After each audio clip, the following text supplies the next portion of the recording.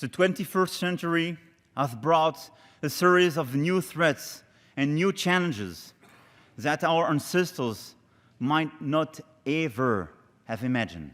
All of us gathered here in this noble chamber, we, elected officials, we must stand firmly and fight to make our principles prevail.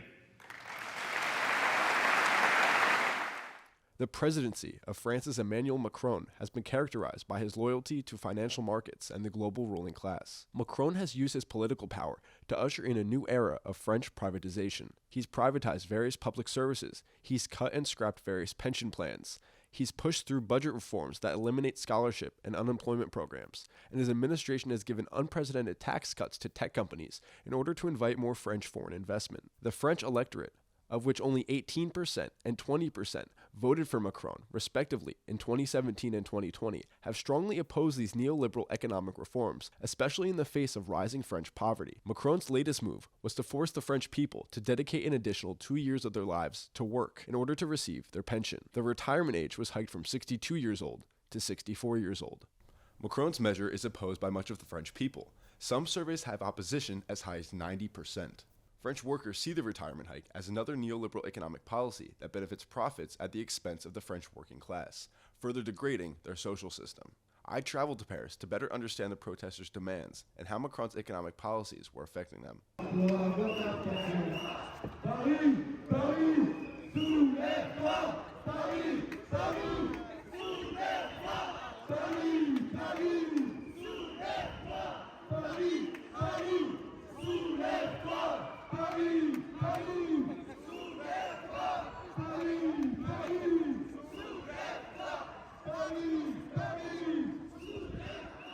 They see the retirement hike as another neoliberal economic policy that benefits profits at the expense of workers and further degrades the social system. Macron's reform was also opposed by the French Parliament, so much so that Macron's administration invoked Article 49.3, which the French people refer to as an anti-democratic weapon of the Fifth Republic of France. 49.3 allows Macron to pass laws without any vote or approval whatsoever. Workers' strikes of historic size and duration have taken place in response to Macron's reforms, the most recent of which was pushed through via anti-democratic means. But not just adults and workers, but also students and teenagers. While in Paris covering the demonstrations, I found myself in front of a public high school where students had blockaded their school's entrances in protest of the government's economic policies. The students' plan was to blockade the school during the entire morning. The school would then act as a rendezvous point for other high schoolers, and then they'd march together downtown to join the older and union demonstrators. Many of them had their faces covered with t-shirts and COVID masks because of the surveillance cameras around the school. The students explained that the most recent protests in France have been met with harsh, violent repression by the French National Police. It's not only about pension reforms, but the entirety of Macron's economic policies and the anti-democratic precedent set by invoking 49.3. They explained the violent nature of some of the protests is justified because, as they see it, the Macron government's policies are violence aimed at the French people.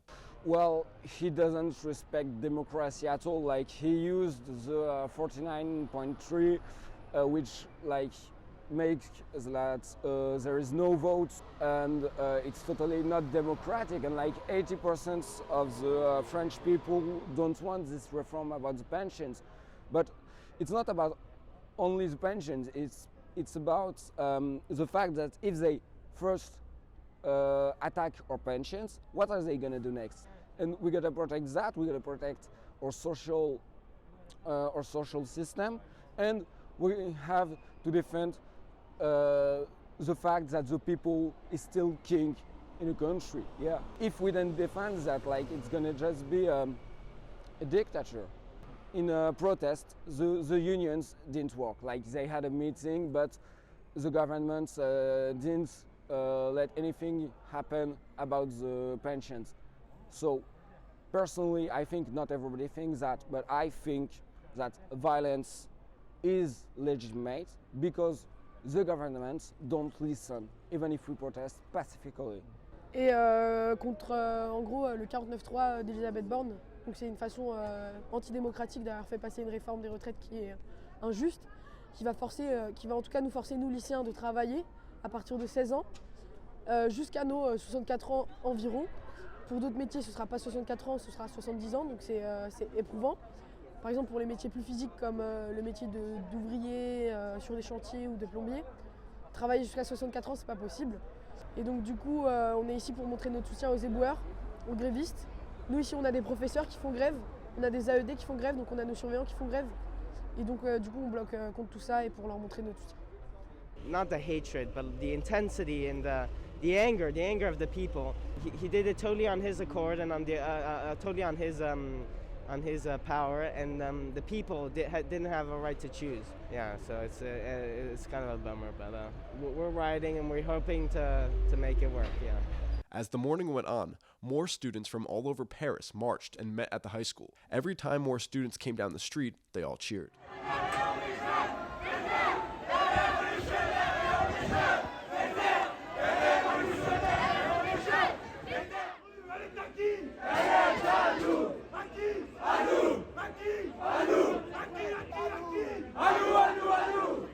This student was wearing a mask mocking Bernard Arnault, the French fashion billionaire. Graffiti was painted onto school desks and supplies that were being used to blockade the school. This says, "I don't want to die at work." As military police drove by on their way to the larger demonstration downtown, students booed and spit on their vans.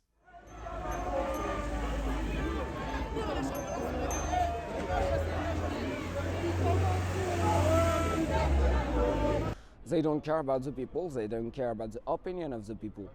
It's the main problem. Like there was the yellow jackets, they didn't listen, and they need to listen. Like it should be the government that is afraid of the people, not the people that is afraid of the government. But that's what is happening with the protest. Like the cops are fucking violent. I got a friend who got shot with a rubber bullet in the head, then beat up by the police. Yeah, and I myself have been arrested very violently in a protest, and I know people who got arrested. The cops are not here to keep order, they are here just to protect the government. What do you think about Macron? Sans être méchante pour garder mes petites insultes à moi, je pense que c'est quelqu'un qui est imbu de sa personne, qui est nihiliste et qui pense plutôt au capital qu'aux travailleurs.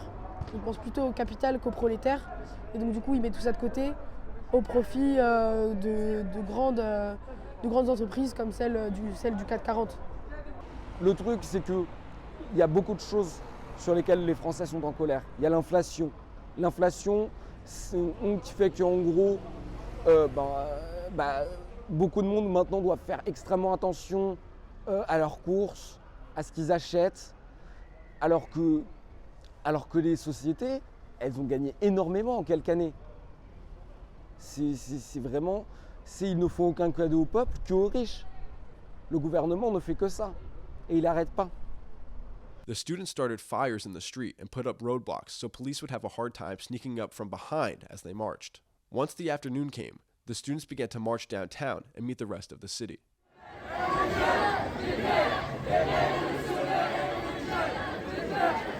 On their way there, the students destroyed banks and the offices of insurance companies and credit unions. Whenever I tried to film them, I was promptly stopped.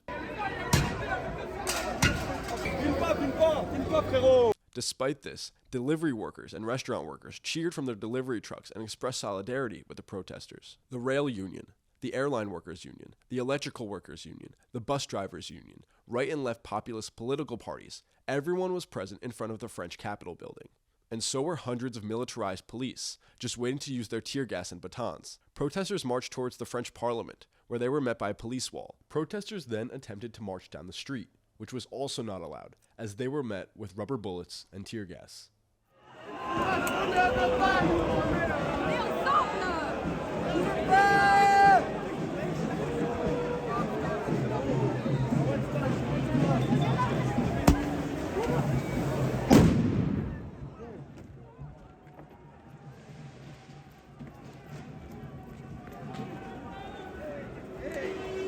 Quelqu'un a un mouchoir là? Quelqu'un a un mouchoir? Oh, il y a un mouchoir! The protesters decided that instead of a street, they'll go to Bastille, a famous square in Paris commemorating the Revolution of 1830. Despite the protesters not blocking traffic, riot police charged, beating some of the demonstrators.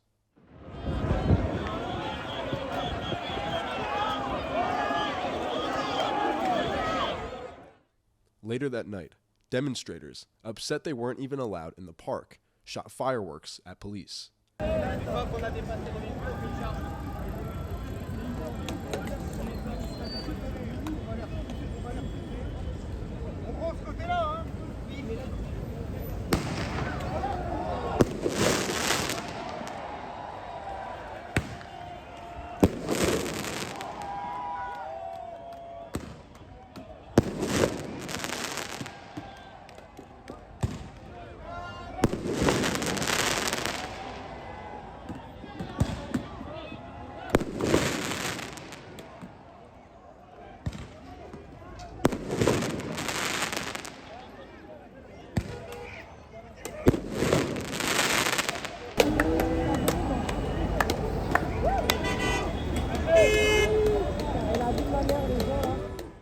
The police ended up grabbing someone. Whether or not this person had anything to do with the fireworks is impossible to know, even for the police. They dragged this person by the arms and legs into a van as he screamed for Allah.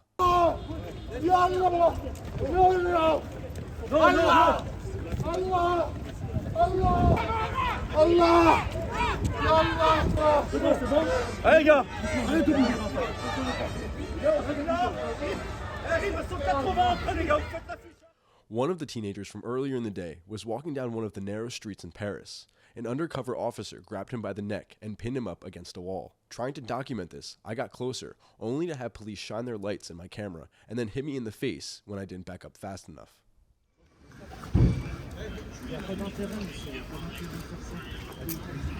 Laissez-nous travailler, s'il vous plaît, là. Laissez-nous travailler, là. Laissez-nous travailler, là. Allez, laissez-nous travailler, ouais, c'est ça, allez. Vas-y.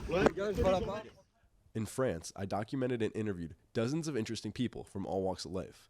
The main issue that acts as the glue keeping these demonstrators together is their problem with the growing neoliberal economic policies and undemocratic governance of President Emmanuel Macron, which they see as destroying the French lifestyle and making it more similar to the economic system of the United States, where everything is privatized, healthcare isn't free, and people work until they're dead.